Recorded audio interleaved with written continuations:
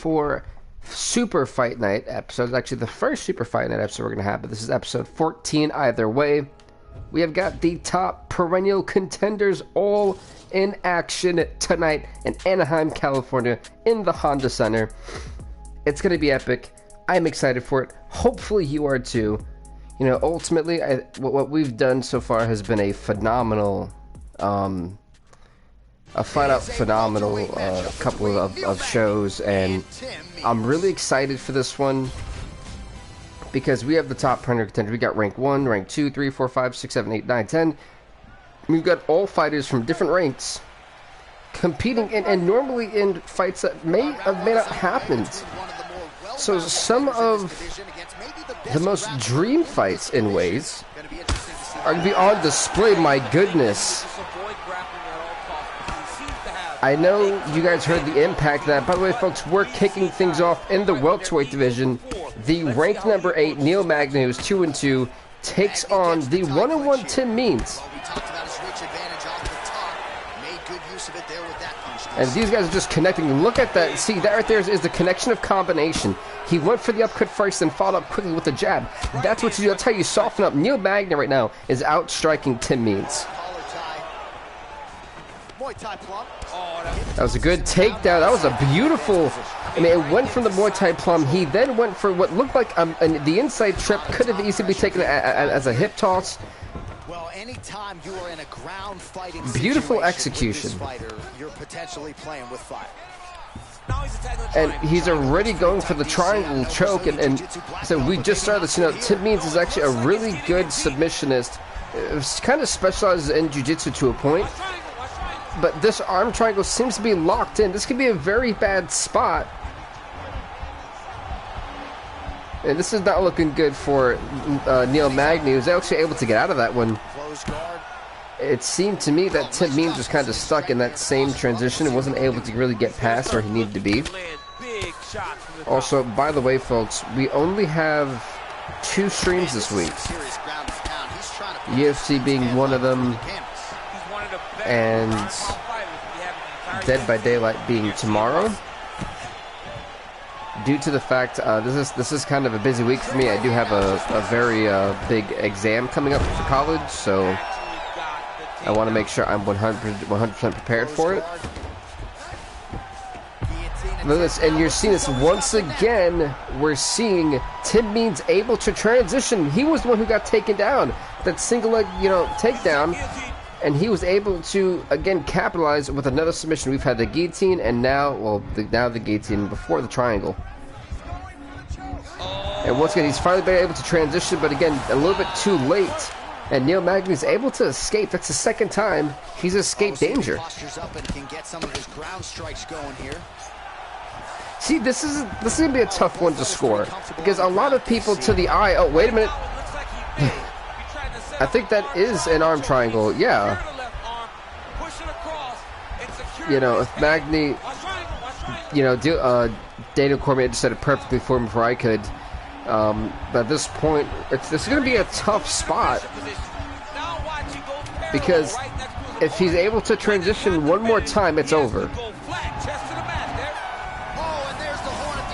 And he just was able to turn his hips on. You know, that's heartbreaking. A little bit more time, maybe the submission would have went through.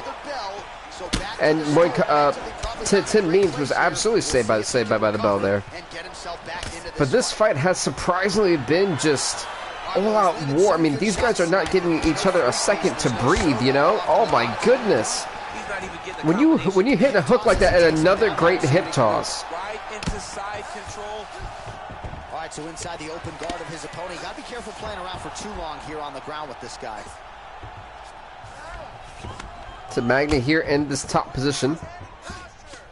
He needs to stay in full guard. It's that when you get hit in the head like that and you're getting popped, you're hearing a lot of ringing, especially when you get hit closer to your ears. So you got to understand, guys, when someone is being popped with that multiple times, and again, it just shows it right there. You're going to be at one point more concerned about trying to hear, instead of being so discombobulated. And look at this, he's going for the armbar, and if he transitions, this could be it. if Tim Means needs to find a way to hold on to both arms, if he can fight the way his arm is being crunched right now and try to grab onto the arm that's being held, that's what he needs to do. He needs to hold on. If he can hold on, not allow Neil Magny to get transitional, he let go of the arm. It's over. It is over. Yeah, oh, he didn't even tap. Neil Magny breaks the arm of Tim Means. Neil Magny, everybody. The armbar submission for the victory here in the second round to kick things off in Anaheim, California, the Honda Center of Super Fight Night. This was just a wild fight. These guys went, they stepped on the gas pedal the entire way through. This was nuts. Best submission specialist we've seen in a long time. And to be fair, I thought Tim Means had an advantage coming into this fight due to his submission background. We've seen Neil Magny have a hard time with that in the past, but not tonight. This was the best Neil Magny we have seen yet.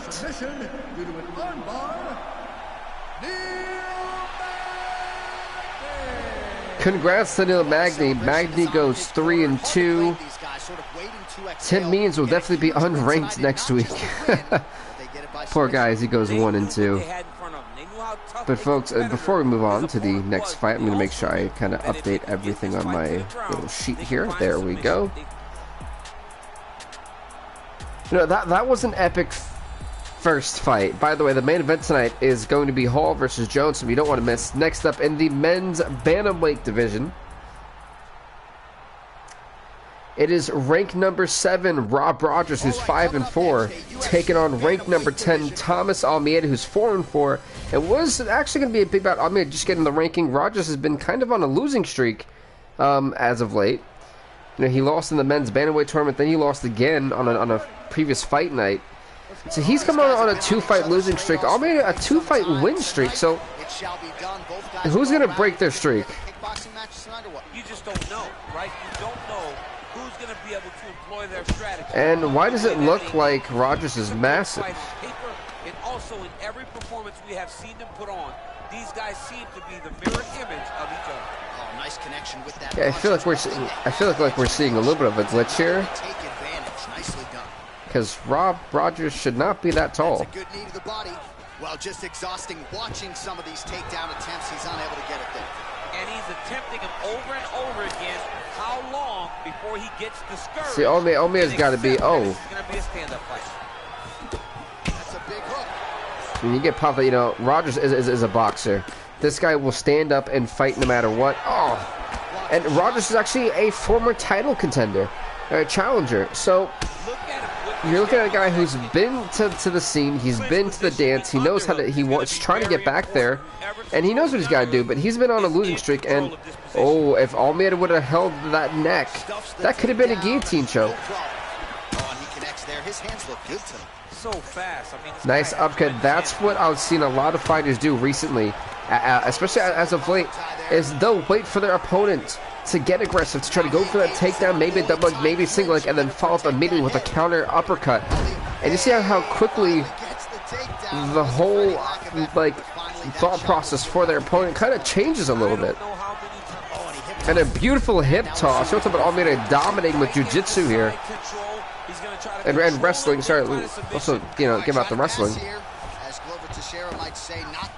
Not today. Great job of following with the hips, keeping those legs locked and keeping them in full guard.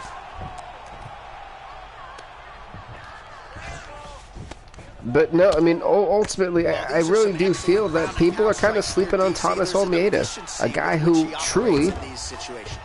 What's up, Laser Claw? And what's up, T.Y.? In school again, I see.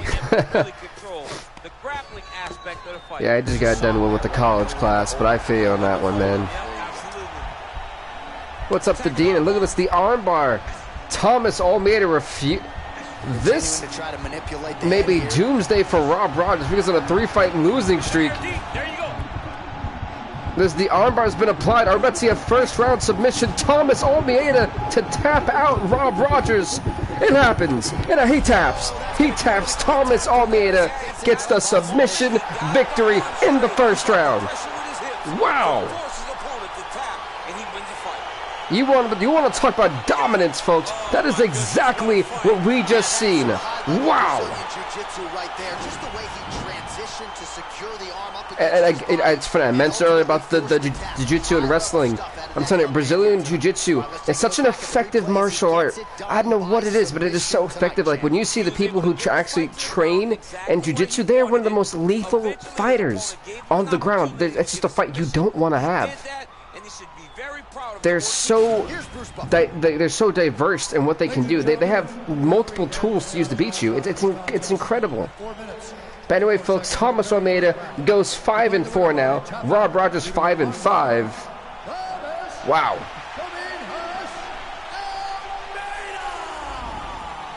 Congrats to Thomas Almeida on winning the fight. With that being said, we're going to go on to the next fight of the night. A first round finish, a second round finish. What's next, folks? Next up, it's going to be in the middleweight division. Rank number 9, Royce Gracie, who's 3-2, will take on rank number 6, Kelvin Gastelum, who's 6-5. All right, coming up next, it's a middleweight matchup between Royce Gracie this fight is up next here in the middleweight division. There you go, Yves Levine, the referee. As you guys know, I skipped those little taunts. All right, so here we go. Both fighters touch gloves, and as chaotic as everything has been, it's going to be super interesting. Oh, nice little jab. Oh. Yeah, these fighters that have really just been wanting to just go at it tonight, and who are we to say no? The highest level of MMA on display tonight. Really making good use of this reach. Nice front kick. Do I heard that? Oh my God. Gracie gets up, but he looks dazed. What a shot. And they separate. That is just the power. That is truly the power that Kelvin Gastelum possesses, folks. Looks like it's cut here, starting to bleed a little bit now. And they separate. And you see the... Wow, Kelvin Gastelum just going for it. He's going for a triangle choke, but this... No, he transitions to the arm triangle. Okay. His transition hasn't been bad, but he still has a decent little way to go. He needs to try to utilize the hips. There you go. If he can get to utilize his hips, turn to the right, it's over. Just as he does, oh, Royce Gracie is able to slip out of it. He's going for a headlock. Wow. Okay, I want to say this. That is great nonstop. When you keep the pressure like that, you're setting yourself so perfectly for the later rounds, because it's going to come into your opponent's head, hey, this guy's not going to stop. I can't give him any window to breathe. And you know what's going to happen? It's going to cause doubt. It's going to cause a mistake. He's going to get too aggressive. And right now, this is a phenomenal attempt here by Kelvin Gastelum with this choke, as he's just brutalizing. And again, Royce Gracie, being the legend that he is, was able to get out of that. Royce Gracie, a master tactician. Or technician, I think. I don't remember the word for it. Anyway, a master at his craft. Royce Gracie is a little bit too smart for these submissions. Kelvin Gastelum has done a great job, but he may have to try to do something, try to utilize something else here in order to actually beat Royce Gracie tonight. So it's great that he's beating him at his own game for now. But Kelvin Gastelum is just pounding away at Royce Gracie. Very accurately, and he's landing to get damage off. That's gonna go with those shots. Oh, clocked them. Yeah, the ground and pound will be aplenty from this position. Honestly, I've got to give it 10-8 Kelvin Gastelum. I mean, this is like Kelvin Gastelum truly is he's going for it, folks.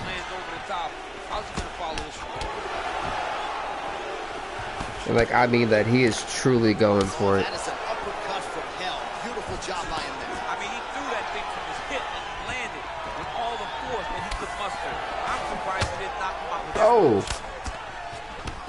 right, so he's landed some good shots tonight, but this is not a combo meal, right? No three-piece, you know, no soda. in this type of fight, you really don't need a combo, especially when...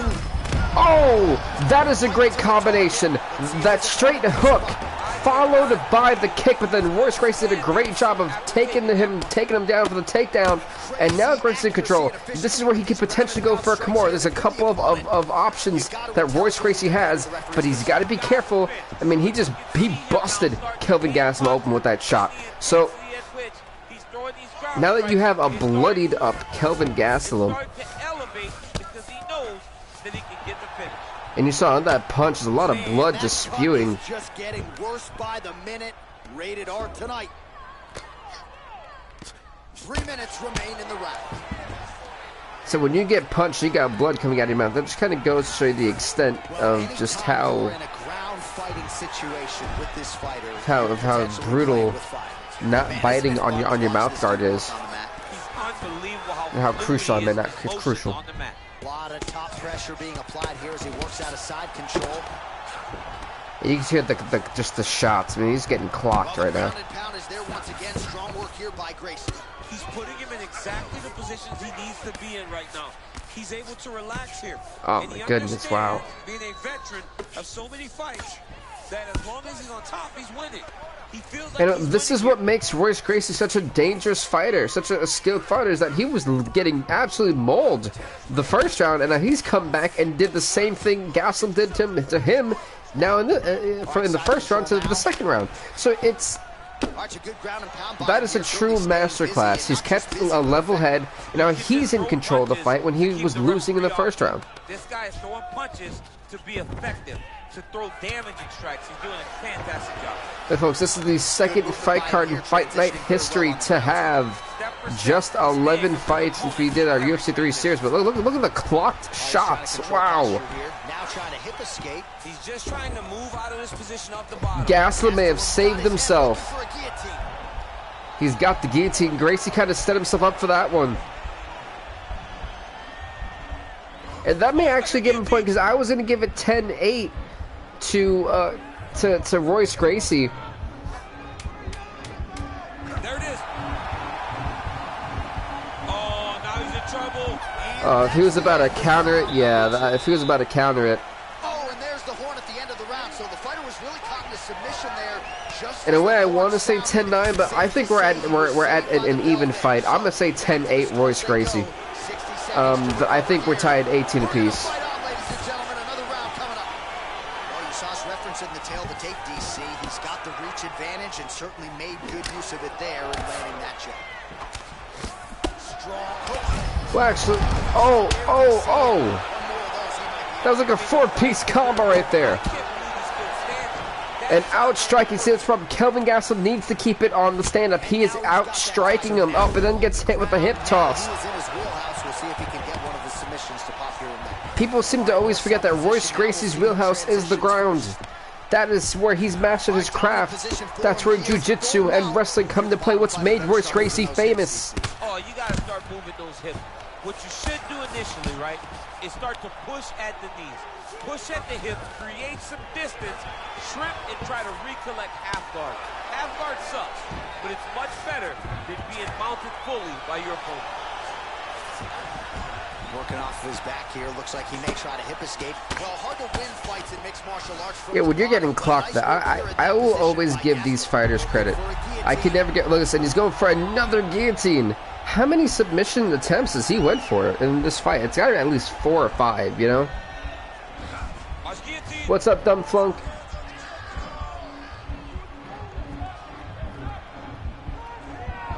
So this is just kind of being wrenched in on him.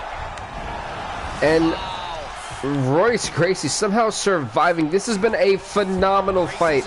Take nothing away from both these fighters. This has been absolutely impressive. 2 minutes left in the third round. Will we see a stoppage by tap out or submit or knockout, or are we going to a decision? Said for what has been absolutely a phenomenal fight here in the middleweight division. Great hip toss.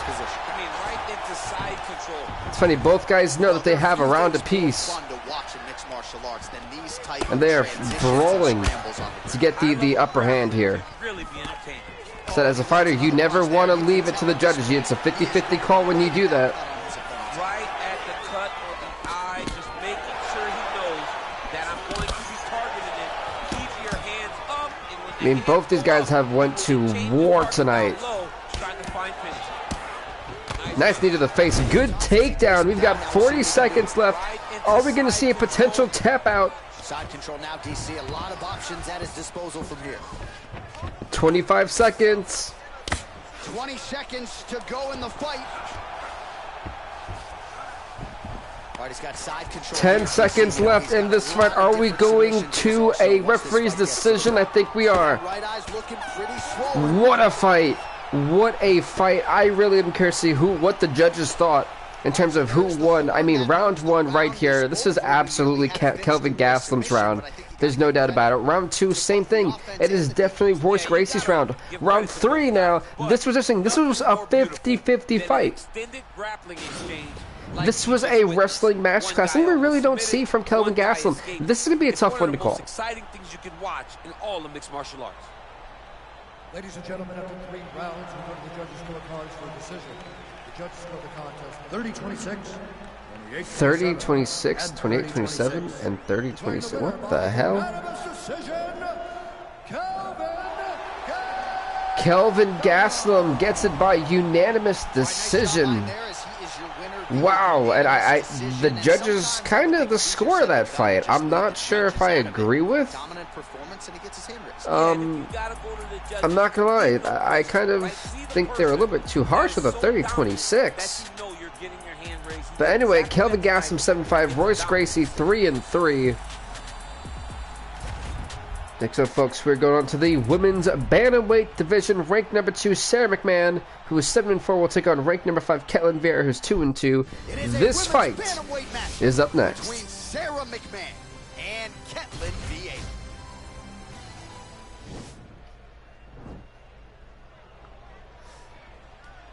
Are you ready?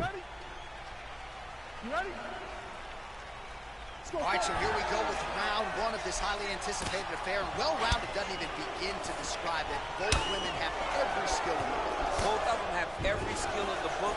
They're so talented. They train so hard. They come from great camp. This is a very even match. Oh, really? Wow, look at these shots. I mean, every fight tonight has just been so, like, out of the gate, man. They're going all in. And they separate. Like, they truly are going all in, and much respect to just the work. Because every fighter tonight has really shown a lot of heart. And, you know, the fights that we've gotten to have been absolutely phenomenal. And I feel like people kind of forget that it's been wonderful. It's been some terrific action that we've seen. Good takedown from Ketlin Vieira. Well, she did not miss a single grappling practice during this training camp. And here's your McMahon. She's looking to lock up an armbar. Oh, Sarah McMahon catching the arm. This could actually be it. A lot of people, you know, sleep on Sarah McMahon's skills. She's one of the most lethal fighters. I would never want to be in any type of submission. Look at this power on display. And of a slam from Ketlin Vieira. Wow. And then she just used her power and exploded her opponent down to the ground. That was awesome.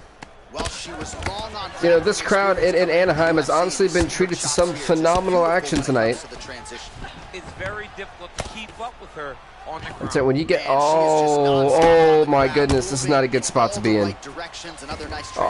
Sarah McMahon saved herself from you know, potentially being knocked out in that spot. I've seen some crazy submissions with people using their heel, with the heel of their foot. Yeah, she's so good. That's part of this. There's some crazy. Her ability is unmatched. Some crazy submissions that have been pulled, and Uma Plata is not something you ever want to be in. Neither has a Go-Go Plata, by the way. See, I'm not quite sure who actually has the submission applied. This is a weird, because The Kimura is not the arm; it's the shoulder. Oh, she's going for the Kimura. You know, Ketlin needs to, oh my goodness.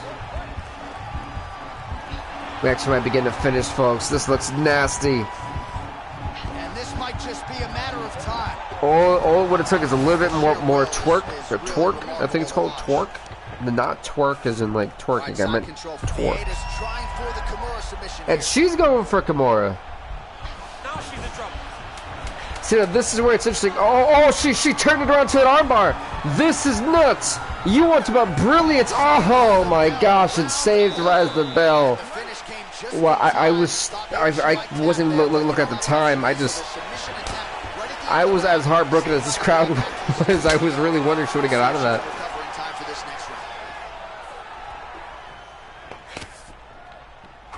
Effective punch there by Vieta. You know, it truly is just showing the masterclass that's been put on display for us tonight. I mean, absolutely phenomenal. I think that felt more like a spear. It was a double leg. Well, pretty good work off of the bottom here by Vieta. All right, she postures up here, DC. We'll see if she can get those ground strikes. Watch for the huge elbows that she's known for. Great movement by her here on the ground, and she just does it so fluidly and so easily. It's really a sight to behold. You can tell that she spent a lifetime developing the skill. You know, and she, you know, look at. I can't praise, you know, these fighters enough for, and she's to do the same thing? No way! You want to talk about, you know, adding insult to injury, throwing salt to the wound, basically, when you just do what your opponent tried to do to you, and then if oh my god, this is awesome.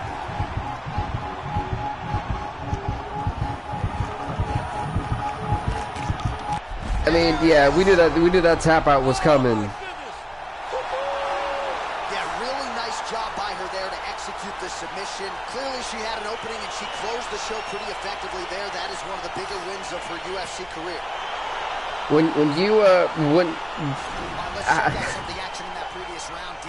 Honestly, look at this. It was a great. I'm gonna call this actually a double leg takedown. You know, it may look like one, but when you kind of effectively take both legs off, we're just having to really aim for one. I'm still gonna call it that in retrospect. But what I'm really more shocked at is the fact she tapped out with what Vieira tried to do to her first, and her counter, you know, in her counter. So. Sarah McMahon she didn't take much damage, and there's a pay-per-view next week if she wants to, you know, she wants to come along. Sarah McMahon 8-4, Ketlin Vieira 2-3. So I mean, that was honestly nothing short of amazing, folks. What a submission, and Sarah McMahon deserves all the credit for pulling that off. This was a game competition that we've seen here in the women's bantamweight division title. Honestly, bravo. But next up, folks, it's gonna be in the men's flyweight division. Rank number 2, Brandon Moreno takes on rank number 4, Dagger Elkins. Brandon Moreno 5-4, Dagger Elkins 2-2. Right, coming up next, it's a UFC flyweight division matchup. You know, I can't say enough. You know, Dagger Elkins, he came in and he was hot in UFC 3. You know, like he was on fire. UFC 4 is that flame is kind of burning down. He kind of needs this win more than anything. You know. You know, oh my goodness. Elkins, former flyweight champion, perennial contender here in the flyweight division. Really. Good to be back here, obviously. He's one of those actually taller people from Iceland who, this guy's got immense power. Like, don't sleep on him. What a fantastic night, and it showed that night that women could headline shows in main event and bring the good takedown. That was a weird but sloppy takedown, I want to say. Oh, wait, look at this. The guillotine here. Dagger Elkins trying to tap out Moreno.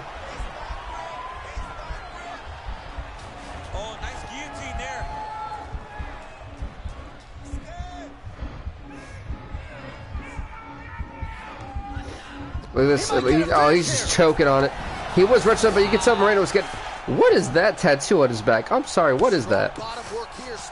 And what is the thing in the middle? I just kind of realized that. But either way,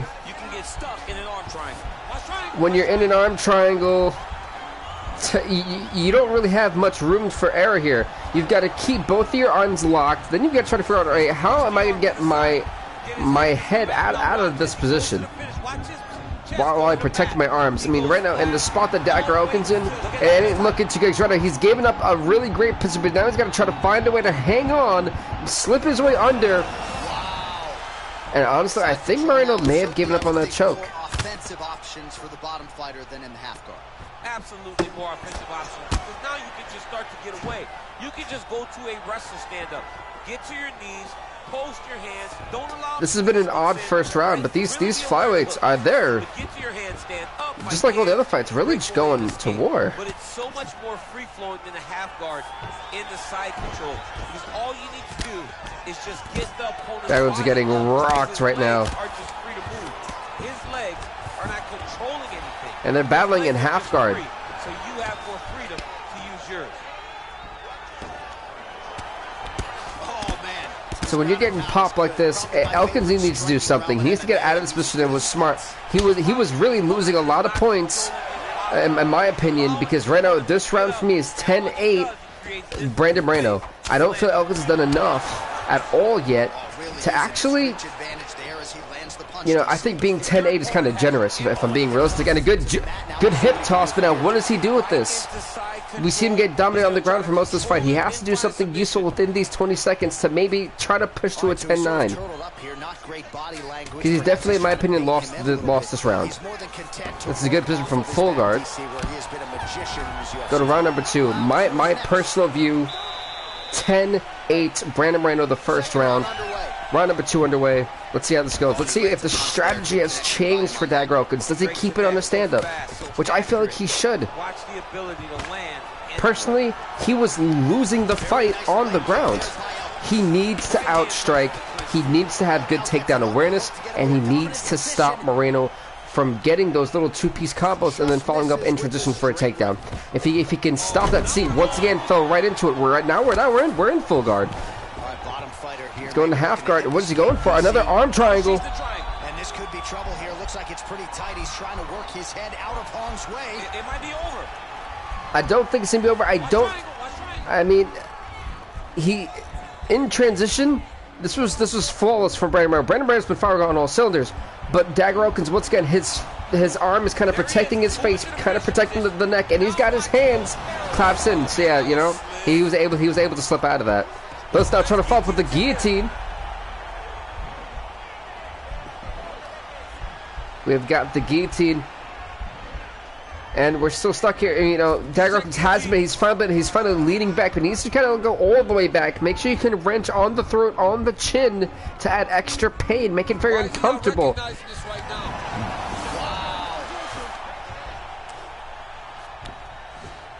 All right, close guard now. You got to be careful, though. He's got a lot of submissions off his back. All right, he's trying to control posture here. Now trying to hip escape. He's just trying to move out of this position. Honestly, I feel the biggest issue for Dagger Elkins is I feel like he's trying to outdo Brandon Moreno and especially isn't his, you know?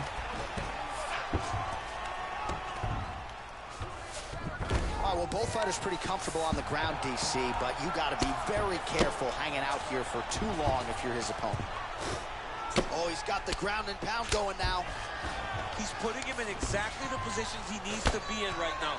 He's able to relax here. Yeah, and then again, you know, Brandon Moreno just keeping control. He's got great ground control. Oh, Elkins gave up the arm. He gave up the arm. You know, you never want to give up an armbar like this. You put, you know, if you're Elkins, he's got to avoid that arm. He needs to grasp the arm as quickly as he can. His other arm's about to be put in this hold. Oh man, he's got to keep it on tight. He's got to hold it tight. He lets go of the, oh, so it's over. It's over. Brandon Moreno with the tap out. Great job, great performance. An armbar submission in the second round. Moreno puts away Dagger Elkins. And you know he's got to be feeling good. Huge victory tonight take a look back at the replay as he gets it done by submission tonight, champ. Just watch how slowly. And honestly, phenomenal. Look, I mean, look at this real quick. I know I can't even speak right now, but look at how flawless Brandon Moreno was for most of this fight. By the way, Brandon Moreno, 6-4. Dagger Elkins will be unranked after this. He goes 2-3. 36 seconds at round number 2. Declaring the winner by tap out due to an armbar. Brandon, the Assassin Baby Moreno! Congrats to Brandon Moreno winning the fight as we're going to the next fight of the night. I mean, honestly, all the fights that have been so epic. I'm here for it, you know? Next up is going to be in the lightweight division. The 1-0 Leonardo Santos will take on, who's actually ranked number 6, by the way, will take on ranked number 4 Jim Miller, who is also 1-0 in the lightweight division. Coming up next, it's a lightweight bout between Hits up Leonardo next. Santos and New Jersey's Jim Miller. Who's going 2-0, who's going 1-1? We're about to find out, folks. Go, are you ready? Are you ready? Fight. Right, so the fight is underway. We will see how it The plays lightweights out. are on in the action. And I wouldn't call this necessarily a pick'em fight. Actually, no, you actually could. That is true.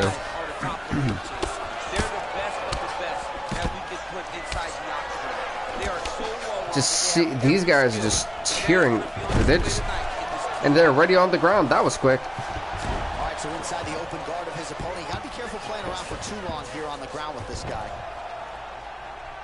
Working off of his back here. Looks like he may try to hip escape. All right, working inside the now open guard. Just like this. Now, the guy's attacking the And we're already getting. because he got a little bit lazy in the full guard. Looks like And we're already into.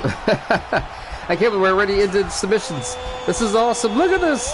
Look at this. This is a phenomenal and a painful submission hold. I just want to.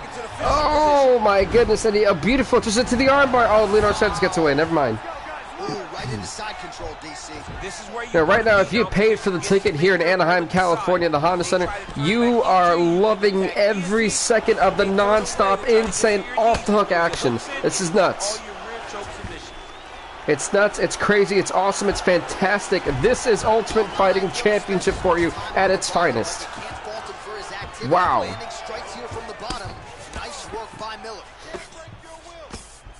He can't, no, pretty, yeah, I don't know about that one, coach, but be inspirational. Down. The opponent better move out of harm's way or the referee's going to stop this. He better start to move, and when his opponent starts to posture, he needs You never want to give up your back. This is not a good spot for Jim Miller. He can either flatten out or, there we go, smart move by Jim. Miller's lower jaw now starting to show signs of swelling. Might be a submission attempt here, champ. Could go for a guillotine, maybe an armbar. Give these guys so many opportunities. Could go for the Kimura. Oh, he gave the Kimura. Wow, this is not good.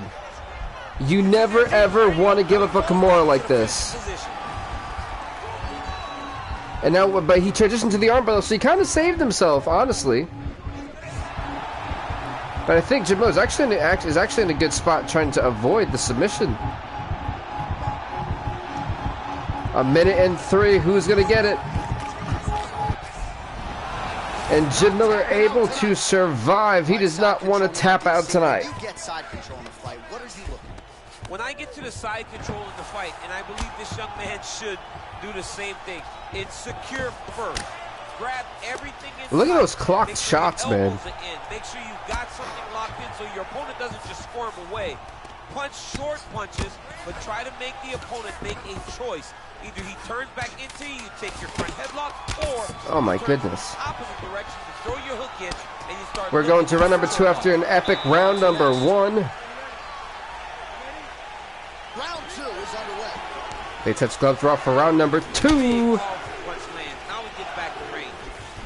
Oh, nice job to land the straight punch there. Must be nice to have that kind of reach advantage, DC. I know Nice head kick. I like that from Santos, keeping the combination. Sorry, wow. Keeping the combinations going. Excuse me. All that air, wow. I think if you see him trying to go for more like a slam. He wanted to try to pick up and then slam him down, drop him down, but it was going to work either. Jim Miller had that one scouted. Stuffs the takedown there. How good is his takedown defense? And don't forget, folks, the main event tonight in the light heavyweight division, Cayman Hall takes on John Jones.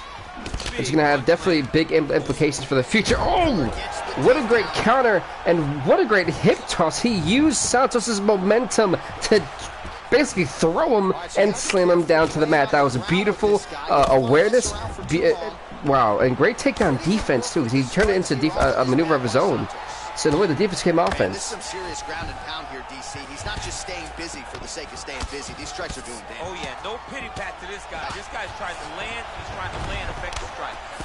Miller's looking to pass out of the half guard here and get that side control, but he is denied by the opposition. Close guard. Nice hammer fist. He's putting him in exactly the positions he needs to be in. Oh, wow. Right now. He's able to relax here. And he understands, being a veteran of so many fights, that as long as he's on top, he's winning. You know, Jim Miller, in a lot of ways, is definitely, you know, a veteran. Absolutely. The guy's attacking the triangle. He finds himself in trouble. See, when you get into this triangle choke here, Santos has got to find a way to stay calm. We've seen this happen in the last fight, in the flyweight fight. It's just all about trying to stay calm and finding that one mistake, finding the exit hole that you need. Oh, this is not good.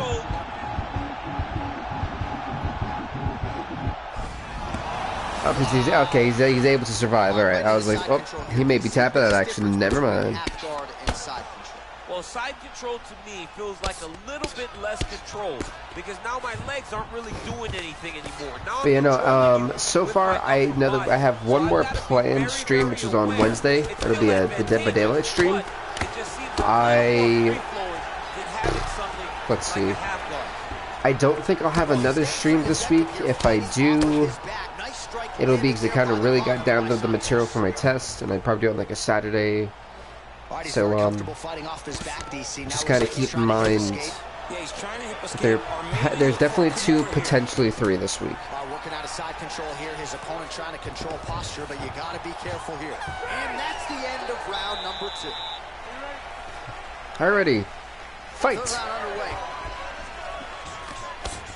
You know, this fight has been surprisingly even. Both guys have just had great awareness, and they've definitely done their homework on each other. So, you know, I give a big applause to these guys and what they've been able to accomplish. Takedown defense holds up. All right, so now we are on the ground. Now he is in his wheelhouse. We'll see if he can get one of his submissions to pop here. That's another great takedown. I mean, these guys... When you have guys who are just this great at their craft, I think he's going for the arm bar. He's got that arm, and he's looking a little bit too comfortable looking at that arm, as you can kind of tell. Yeah, I knew it. And I forget, thanks to big old DC, kind of explaining that one more time. It's a shoulder. And it's funny because, you know, the arm has so many ligaments in it that when you, oh my God, the tear in that. Somehow his arm is not shattered. But like, when you try to adjust the shoulder, there's a reason why your arm cannot bend all the way. You snap the shoulder, the bone, and that arm becomes done. It's basically a flimsy, useless tool now. It doesn't work. So that is why the Kimura is one of the more painful submissions. That if you actually wind up like bending it and bending all the way through, you can easily snap somebody's arm because you're snapping the bone, kind of, and you're snapping all the you know, the ligaments and tissue that go with it. So you're just breaking that thing, and a lot of people don't understand how painful and how dangerous the Kimura truly is. I would actually rate it as dangerous as the fulcrum choke, which you don't really see. A fulcrum choke is where you put your elbow, and you're more of like elbow putting your arm, if I'm not mistaken, it's been a while, but I believe it's towards the bottom of the chin, also attached to like the kind of like top bottom of your neck, or like, yeah, bottom, like top of the throat, I guess, really. So when you do that, it's meant to make your head and neck feel like it's about to explode. with his hips and his legs, making you make a determination as to whether or not you want to get grounded pounded into the mat, or if you're going to give your back up, where he will then start to chase. Giving you guys a little bit of a history lesson there. This is Jim Miller's last and final hope and desperation before we go to a judge's decision. Trying to tap out Santos, and what's been a crazy fight. Will we see the tap out right before the end of the fight? 10 seconds left. Can Santos hang on? 5, 4. Wait, he's trying to counter it, I think. It doesn't matter, folks. Who do you have winning this fight by decision?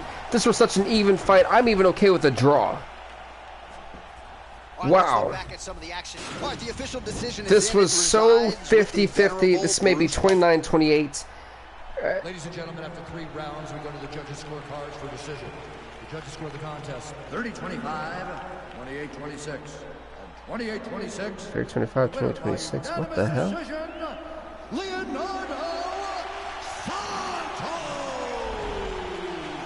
Congrats, Leonardo Santos will win the fight. I think again the judges' scoring tonight has not been as I think kind as it has been. Leonardo Santos 2-0, Jim Miller 1-1. Rank number 6 beat rank number 4. Honestly, that was an epic fight. You can't discredit how awesome that was. But next up, it's going to be in the women's flyweight division. Rank number 3, the former flyweight champ Joanne Calderwood comes back to make her return, as she'll take on rank number 4, 1-0 Erica Fisher. This fight is up next. If Erica Fisher beats the former flyweight champ, I think that should kind of raise an eyebrow for potentially not fighting for the title shot. Definitely not that. But in terms, I feel like it should definitely set her up for facing on rank number 1 contender, rank number 2. It definitely sets her up for getting to that extra step to potentially take for a title shot. I think that definitely works for Erica Fisher. Fisher, I think she shocked everybody when she won her first fight. There's been like a custom fighter glitch with how tall these fighters are, I see. She's doing a great job of blocking up, which is interesting. Nothing of any substance has landed to this point. We're starting to see some of the damage cut underneath that right eye.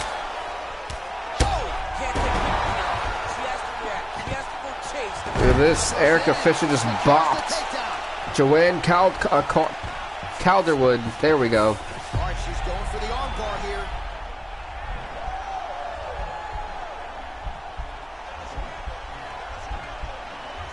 Gotta be careful, arm bar.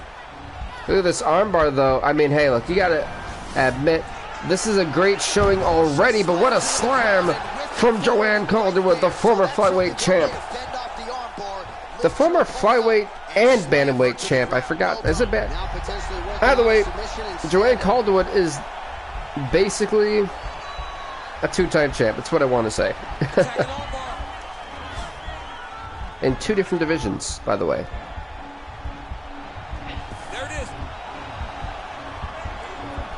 This armbar's been applied. Erica Fisher could be in a massive amount of trouble. Joanne Calderwood trying to get the win, trying to get back on the right track. Joanne Calderwood for the win. Will it happen? She's got the arm. Will she tap? No, she was able to get out of that. What evasive offense or defense from Erica Fisher, trying to immediately follow up with some punches right to the face. Now, in the side control, you may feel like the bottom person that you have a lot of out, but there is a lot of danger in those positions too. A lot of danger in the knees coming your way. A lot of danger. Look at those shots. So you have out, but you're also constantly under duress to make great top fight. Oh, how about that reversal fire there, champ? That is a fantastic transition by this young lady. What a shot. All right, so the ground and pound strikes continue to land. She's not staying busy for the sake of it. She is doling out damage. She's landing. Yeah, this is actually nuts to see, like, just how intense they are. Nice knee to the body. Hey, no, Joanne Calderwood kind of coming back. Nice punch land over the top. Round 2 straight ahead. But yeah, I'm actually going to say 10-9. Erica Fisher, I think Calder did a great job defending herself in that first round. So let's see how round number 2 goes. Well, she connects with her right hand. She loves that right hand, and why not? It's her best punch, and if her opponent doesn't. And what is up to the 9th person in the stream? Welcome, welcome. High clinch forward here. We'll see what she can do with it. And when you went, oh my goodness, the absolute shots in the clinch have been nuts. I mean, these two women have been, these two gliders, I should say, have been putting on one hell of a performance. Good head kick, more of a roundhouse actually, but better preferred.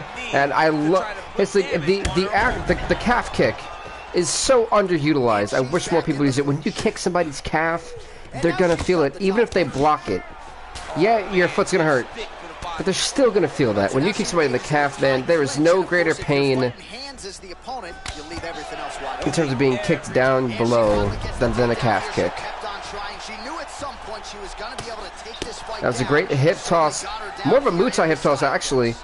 Well, there are few things more fun to watch in mixed martial arts than these type of transitions and scripts. He's got the head trap now, guillotine choke coming. Yeah, that guillotine choke's not looking very pretty.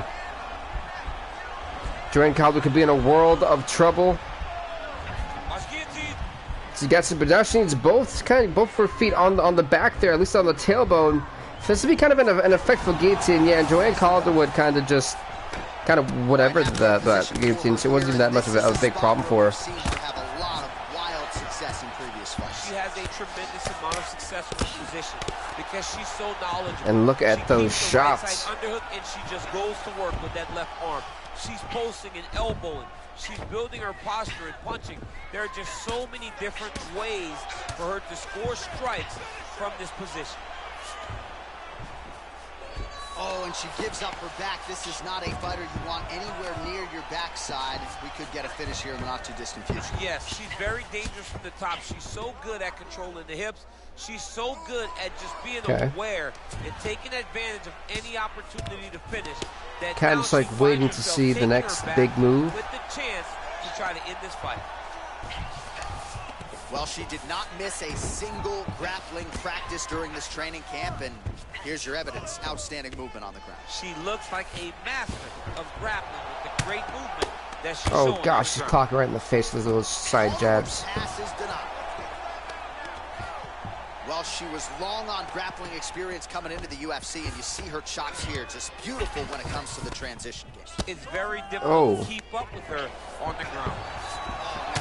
Good counter. She's able to roll over and use her hips there to kind of push Calder from being on the top position here to the bottom. But Calder, they're going to immediately turn around on her with the nice guillotine. See, can Erica Fisher hang on to go to round number 3? And she does. Finish came just in time. Thought maybe she might tap there, but you know how tough she is. So the submission attempt right at the end of the round, saved by the bell. It's a very weird roundhouse. But I'll go with it. It just kind of looked like she was. That was a little bit of a weird one. Yeah, if I'm being honest. She missed with that jab. Oh, a nice slip there. That was a good shot to the body. So the longer fighter really starting to find her groove and really. Oh, nice knee to the face. Oh, nice shot to the body connects for her there. Somewhat surprised. But I will say round number 2 would definitely Calderwood's. I'm willing to say the 10-9 or 10-8. That one's kind of up to your, but I'm going to say 10-9 Calderwood. I think we're still at a tied fight, believe it or not. Oh. Oh, stuffs the takedown without issue. She lands a switch knee. Oh, beautiful hip toss there as she takes her. That was a nice hip toss. She took her on her own. Calderwood's hurt. She's rocking for that. Over the top with that beautiful hip toss. People disregard just how painfully effective and nasty that hip toss is, man. Full guard here if you're the bottom fighter, trying to prevent the half guard, I would assume. Yes, absolutely. Trying to keep her in full guard, throw up some submissions to get back to your feet. I think she clocked her out. Oh, wait, no, she's still there.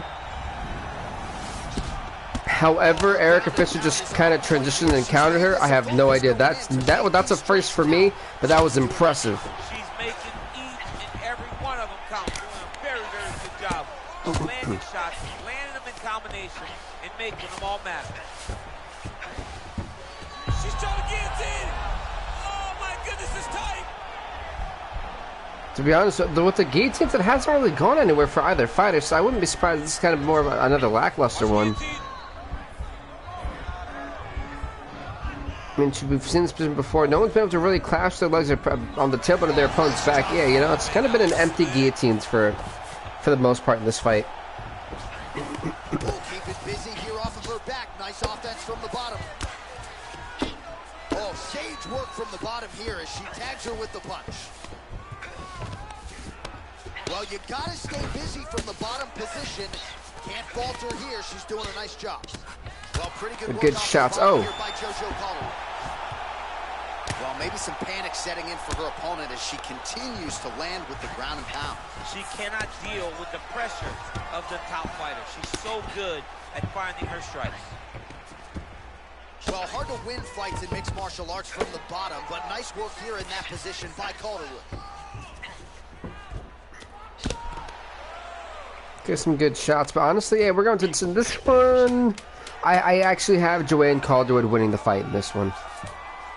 I'm gonna say 29-27. Now we'll see if she can maintain that separation.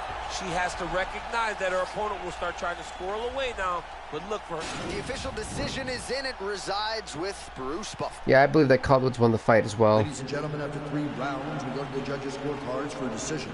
Judge 1 scores this contest 29-28 Fisher. Judge 2 scores it 28-28. And Judge 3 scores it 9-28. For the winner by majority decision, Erica Fisher won the majority. I think that's the wrong call. Necessarily, she had to wait on those judges' scorecards. Those had to be some harrowing moments, but in the end, Erica Fisher gets the victory. She's 2-0. Joanne Calderwood 8-7. If she had won this fight, maybe she was expecting a draw. She did just enough to get her hand raised. Wow, I thought I didn't feel that. I thought round 2 and 3 kind of went to Joanne Calderwood. That one's a little bit shocking, I'm not gonna lie. But next up, folks, it is going to be a heavyweight collision. Ranked number 1, Curtis Blades, who's 7-3, will take on ranked number 5, Derek Lewis, who's 5-4. This fight is up next. It's gonna be brutal. It's gonna be lethal. Let's get it on. But I do feel that if Curtis Blades wins this fight, he'll be the not the challenger coming for UFC 261, but 262's heavyweight contender. Because he is ranked number 1, but he kind of got there by circumstance. I feel in terms of just a lot of the fighters losing to Ngannou. So because of that, I'm kind of giving, you know, Blades that, hey, look, you kind of got it because everyone else started losing their title fights, so now you're here because, you know, you got lucky in terms of your position. Now you've got to really tell me that you earned it, and I think going against Derek Lewis, a victory against Derek Lewis definitely earns that for him. So right now it's up to Curtis Blades. Now, if Lewis beats Blades, I think he'll go back up to being the top 3 ranked contender fighter, but I think he needed another one to get up there to try to fight for the title. But look at Derek Lewis, and what I think is going to be a knockout collision tonight. Oh, nice head kick. Huge head kick. Really using his reaches. That overhand right was so lethal that bopped Curtis Blades. Oh, nice head kick. Look, that's not a good idea for Derek Lewis. You don't want to go on the ground with Curtis Blades at all. This is not good for Derek Lewis. He just comes up to a guillotine. Oh my God. Derek Lewis on the ground scares me like the It movie. It's the best comparison I have. He should be defending right now. This could actually be. Wait a minute. What? What? I don't think I've ever seen Derek Lewis do this in his whole career. I've watched almost every Derek Lewis fight. Is he really gonna tap him out like this? No, no. Okay. I truly was in shock. I was like, I was gonna be speechless. Well, he's got to start to build his posture, get some damage off. Like truly, folks, you were about to hear me just go stunned, like silently quiet, because I didn't have a have an answer. He's going for another guillotine. I don't think I've ever seen Derek Lewis go for more than one submission a fight. I feel like he's honestly broken a personal record. Maybe it's just me. He might get a finish here. And this might just be a matter Wait a minute, wait a minute. Curtis Blades counters. And Derek Lewis could be in a massive world of trouble. Can Derek Lewis hang on for 15 more seconds? All let's do is hang on. Is it going to be game over for Derek Lewis? 8, 7, 6, 5, 4. He's out. He's out. Stop the round. Stop the fight. Curtis Blades chokes out Derek Lewis right before the first round is over. 4 seconds left in the first round, and Curtis Blades chokes the life out of Derek Lewis. And he could be definitely looking to the winner at UFC 261 as his opponent. He will be fighting for that championship next month. Wow.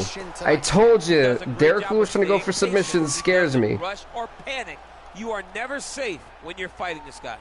Curtis Blades is 8-3. Derek Lewis now 5-5. Really teetering now. This good in the submission. Bruce Buffer has your official decision. Ladies and gentlemen, referee Blades has got to be feeling good. Lewis knows he messed up. For the winner by submission, Curtis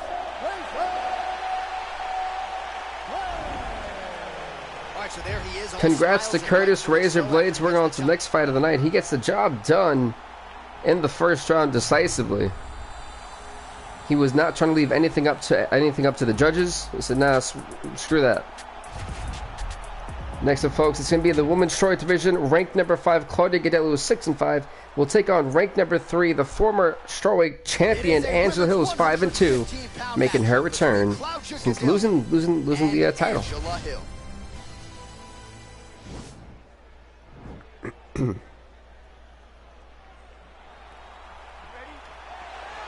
I really hate that. I wish they would take that out of the game, honestly. But at least I could skip one of them. But here we go, folks. Honestly, Claudia Gadelha's been on a massive winning streak. And Angela coming back from losing her title. So both fighters want to climb back up in the rankings. One trying to get back to that title contention. The other, well, she's trying to keep the gravy train rolling, as they would say. Yeah, this is a fight that's actually happened in real life, never on our channel, I don't believe. So I'm really looking forward to this fight. I think this is going to be an absolute barn burner. Yeah, the fireworks are going to be on display here in the strawweight division. And she connects with a punch there, champ. She's so accurate. She's so good at timing all of her strikes.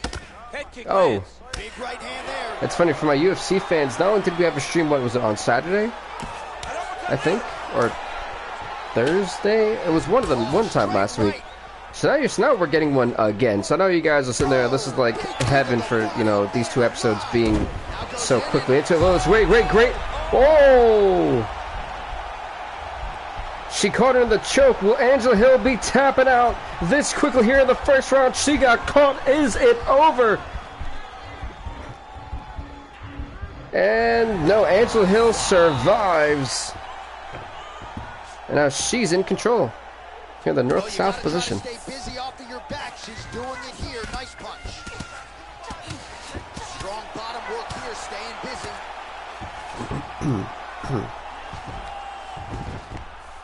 Oh, nice strike on the ground for her. Those were some nasty shots. Good takedown.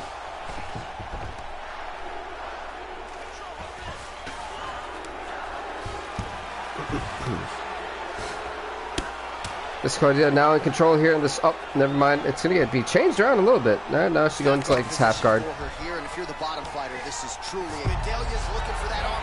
That arm triangle. It's not where you want to be. Angela Hill's in trouble.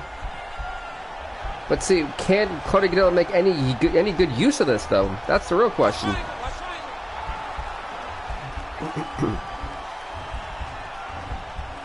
That's right. With my one can of black cherry flavored sparkling water. Times are up. Trying to recover full guard there.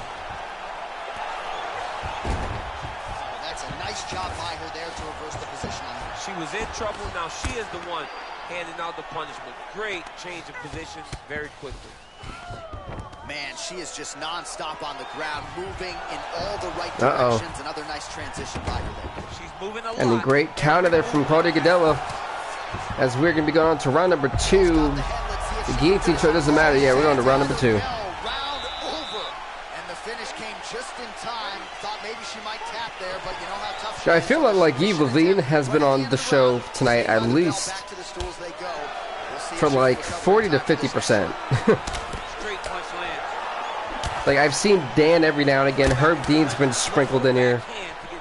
Good ooh, good counter. She was trying to go for that double leg takedown, and Angela kept her ground, but then, good judo toss. How good is her movement here on the ground, right? Shades of Ray Borg, just transitioning so beautiful. And Angela once again going into a guillotine choke. Now this one being a little more serious, because now it's like, wait a minute. Oh, it's looking nasty, this guillotine. If she can get her legs where they need to be, she could easily get the submission. Oh, this could be it. Oh, never mind. Angela Hill survives and escapes. Great movement by her here on the ground, and she just does it so fluidly and so easily. So, excuse me, with all the air I've had today, my goodness. You can tell that she's been a lifetime developing this skill. These hiccups. The way that she's able to move with so little effort on the mat.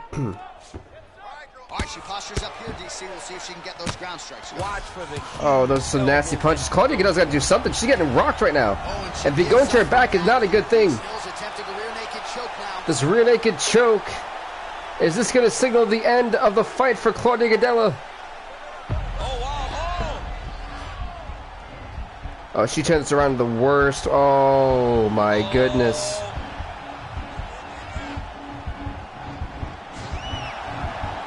Is this gonna be it for Carter? Oh my God! You can see how long can she last in this choke? This rear naked choke. Oh my goodness! And Gadelha somehow escapes.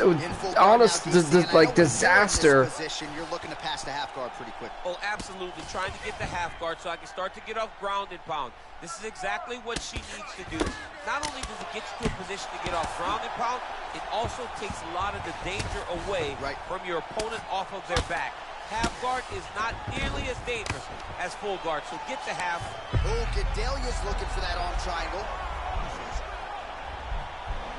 There's another arm triangle. I said the submission game tonight, and for these two fighters is on point. They've done their homework on each other here, and it shows. They literally have a counter for everything the other person's throwing. It's nuts. It's flawless fighting from both fighters. 25 seconds in round number 2. This Angela Hill trying to turn around on Gadelha now. Oh, that's a beautiful escape and reversal by her there. Unbelievable sweep. She did a fantastic job of manipulating. But that right eye of Claudia Gadelha, is that the right eye? Yeah, I believe so. It's that right eye of Claudia Gadelha that's been busted open. Well, she lands another strike to the body here, and the percentage is getting high now in terms of the body strikes landed. Didn't see a lot of that earlier on, making up for lost time here. Oh! And she connects there, so the hands look good tonight. Great timing to land that punch. Nice shot. That one absolutely rocked Gadelha. That's it. The jab is one of the most underutilized tools. That's it. People keep jagging. It's a great way to make combos going. It's a great way to have your opponent second guess when you can fake with that jab, go for a little kick. It just, I feel like more fighters that a lot of times should actually use it a little bit more often. Hey, what's up, Brandon, man? Welcome to the show. Remember, folks, we only have one more stream this week, which is tomorrow, which is going to be Dead by Daylight. I may possibly have another one on Saturday. It just really depends on how well I'm grasping my math concepts for my current exam that I have coming up. Because, you know, we literally have tests every 2.5 weeks, and I want to make sure I at least get an 85 on this one, so I'm trying to make sure that I actually really understand everything that's being taught, to where I'm not confused on anything, really. So that she can chase her submission, or they're going to lay on their Nice head kick. Beating up from the top from that beautiful half guard position. All right, I'm going to put you in this fighter's shoes, okay? She is clearly losing this fight. Time is not her friend right now. You going for the finish? Oh. I am biting down on the mouthpiece, and I am swinging from the hip. Something has to land so that she can win this fight. You know, I don't really know who you have. You know, they're saying that someone definitely has lost this fight. I feel like they're going to give it to Claudia. I'd say 29-28. Claudia Gadelha, if this does go to a decision, they might. Oh my God! What a spear! My goodness, what a spear! Give him the entire combo. Buy the French fries. Buy the drink. Really put it on her. Go get her. Extend that combination. Be confident. Go and try to find something that's going to end this fight. Oh, Gadelha's trying to lock up on a submission now. Yeah, well, yeah, Gadelha tried to lock up on that submission. She hasn't got it locked in, but she's got a minute to try to tap out Angela Hill. Will it happen right here tonight? And this might just be Comes over to the arm bar, but no. Angela Hill has had it scouted again. Both fighters refusing to tap out. A lot of fighters would prefer the half guard. She does pretty good work here, though. She does great work in the half guard. She's very brutal. She's very heavy. Uh-oh. Top half. So Down she goes. Good counter. Now Angela Hill's going to go for a guillotine. She's got 10 seconds left to try to tap out Claudia Gadelha. Will it happen? 3, 2, 1. It's not. As we go on to the judge's decision, who do you guys think won this fight? We're about to find out. All right, so the women go the distance. The official decision On to the official decision. What do they say? Ladies and gentlemen, after 3 rounds, we go to the judges' scorecards for decision. All 3 judges score this contest 30-27. Wow, really? By unanimous decision, Angela Overkill Hill. Really? I don't know what these decisions are, but Claudia Gadelha, the losing streak ends here. She's now 6-6. Angela bouncing back from that championship loss. 6-2. So we go on to the next fight of the night. It's going to be in the featherweight division. Rank number 2, Max Holloway. I'm sorry, I had like a brain fart. Rank number 2, Max Holloway, who's 13-6, to take on rank number 1, Brian Ortega, who's 8-4. Kind of crazy that we see 1 and 2 going at it. A featherweight matchup between Max Holloway and Brian Ortega. And this doesn't get any better than this, folks. Remember, the main event, Cayman Hall, John Jones in light heavyweight division. So it's going to be up next after this fight. So don't go anywhere, folks. Rank number 2, Max Holloway. Rank number 1, Brian Ortega. That's going to be a war here in the feather. Oh, my God! What a shot! What a kick! Yes, he has to maintain distance. He's the taller guy. So every time his opponent tries to enter, that one honestly like shook me right there. I was not expecting that. And then we got a guillotine. We've seen it. It's kind of been submission galore tonight. No knockouts. We've had a bunch of decisions and submissions. You know, will we have the same case of a submission right here? Why is he not recognizing this right now? He's got him. Oh, now he's in trouble. This Ortega, I think, trying to counter. Ortega trying to counter. Ortega counters Holloway. This is what Aiden. Derek Lewis, Max Holloway in massive trouble. Can Holloway find a way to escape danger? Brian Ortega to tap out Max Holloway. Is it gonna happen? Max Holloway is out cold. Brian Ortega taps out Max Holloway. Wow. Yeah, so wow. Here tonight, he told us he wanted to be efficient. He didn't want to waste a lot of time. He felt his opponent knew the takedown attempts would be coming, and he got the fight to the ground relatively easily, and his submission skills then took over. Damn. A mistake Max Holloway will probably never make again. I mean, you know, Brian Ortega, 9-4. He's so skilled. He's so Max tricky. Holloway, He's so 13 and good 7, at and I think we already have the next flyweight challenger now. Not flyweight, featherweight challenger, and Brian Ortega. I mean, after that performance, how can you say no?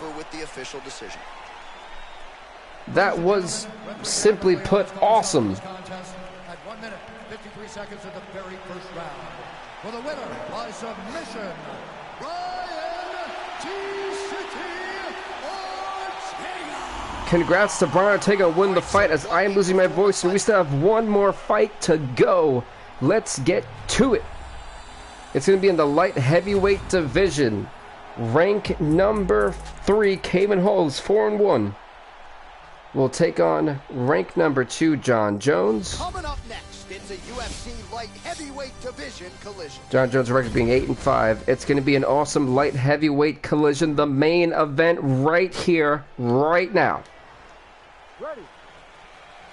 Hopefully you're ready, folks. All right, so here we go. Both fighters touch gloves, and we're going to be off. The main event in the Honda Center, Anaheim, California. The first ever super fight night happens right here, right now. Hopefully you're ready, folks. A nice spinning back fist. You might as well use it. Nice job there to find a home for that jet. Nice job by Johnny Bones there. Oh. I'm not in the prediction business, but if the opponent doesn't adjust here, this could be the beginning of the end. Jones had a combo. Hall fires back. This Jones goes for the takedown. And immediately, look at this. Hall immediately went for the takedown. Great jiu-jitsu guys. He's gonna attack armbar here. Oh, that is a nasty armbar. But John Jones, look at the strength. Look at the face on Hall. Oh, he gets slammed down, courtesy of John Jones. Slam him out of that armbar. Go right into side control. Now let's see what he does, right? Sometimes when you do that, the choke or the submission can get tighter, but he was able to evade it. Yes. All right, side control now. We'll see if he can advance position. Go for an Umapada maybe from Jones. From the bottom, nicely done by Hall. Oh, how about the back sitting position. I know you can get out of some bad spots, but not with that type of speed. And then my voice is going to be gone. I think this is the most proactively I've talked in a stream for UFC so far. Oh, nice job here staying busy. Typically I'll take like a lot more pauses during out the stream than I normally have in this episode. It's been so phenomenal. It's hard to like take that pause, you know. All right, we'll see how he chooses to defend here. Well, you got to stay busy on the bottom. He's doing it here. Nice punch. Under 2 minutes in round 1. Lands a strike now from the bottom. Nice work there by Jones. All right, well, both fighters pretty comfortable on the ground, DC, but you got to be very careful hanging out. Look at this. If you're his opponent. Close guard. Keeping busy here off of his back. Nice offense from the bottom. And he's able to work his way back to his feet. Oh, nice punch there by Johnny Bones. And John Jones, okay. Ball gets caught by that elbow. It doesn't look like there's a cut, but he'd be wise to get those hands up. So just over 20 total strikes have landed for Johnny Bones Jones. Look at these shots, man. They're raining on both sides. Go for a takedown. He gets his own takedown. We'll see what he can do. Timed it perfect. Jones immediately with the counter, though. 25 seconds left in round number 1. Get back to your feet right. He's going for the rear naked choke now. And he's got a nasty rear naked choke, and this is not good for Cayman Hall. He's doing a really good job of relaxing, not panicking. Oh, and there's the horn. He tried to just hit an armbar. That would have not been good for Hall. That's the end of round number 1. The horn saving Cayman Hall. We go to round number 2. And by the way, folks, there actually is no 5-round fight. I forgot to mention it earlier. Because this is all like a super fight, all contenders, we're going to keep it a 3-round brawl for each one. Make it a little bit fair, make it super. So that's why there's only 3 rounds in the main event tonight. It's actually the first main event where we've only had a 3-round fight. So let that sit there for you. Oh, good shot. Good series of strikes by him there. Great job of mixing it up, staying active, keeping busy, doing great work. 37 strikes for Jones, 26 for Hall that have landed. He has a reach advantage and made good use of it there with that punch. Jones going for the takedown. And see the coach, put your hands in the right place. Like, oh, okay. He's just trying to move out of this position off the bottom. Wait a minute, the Kimura.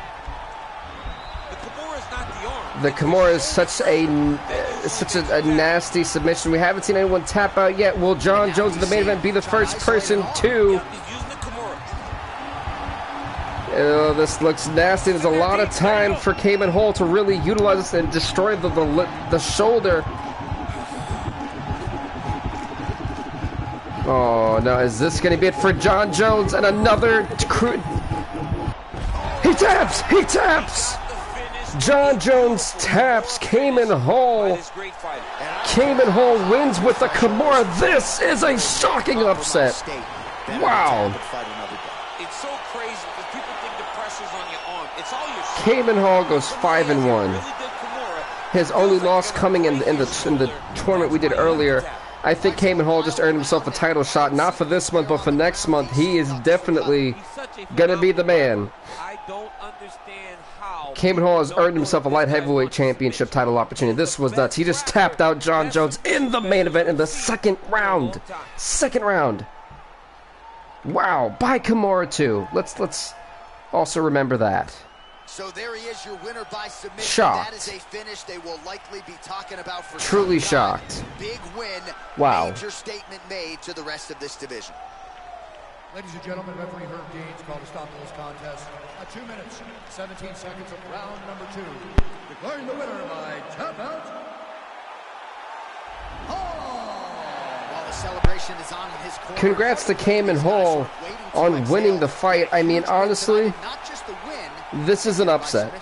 they knew what they had in front of them. Folks, don't go anywhere. We still have one final part left of the stream, the awards. We didn't have any knockouts, so there'll only be 2 fight night and then points night submission, which kind of be tough, but here we go. Let's see what the scores here. Points of the night submission went to Hall. I agree. Fight night went to Hill and Gadella. I also agree. So with that being said, right, please do leave a like, leave a comment, subscribe to BVTV, and stay off the hook, everybody.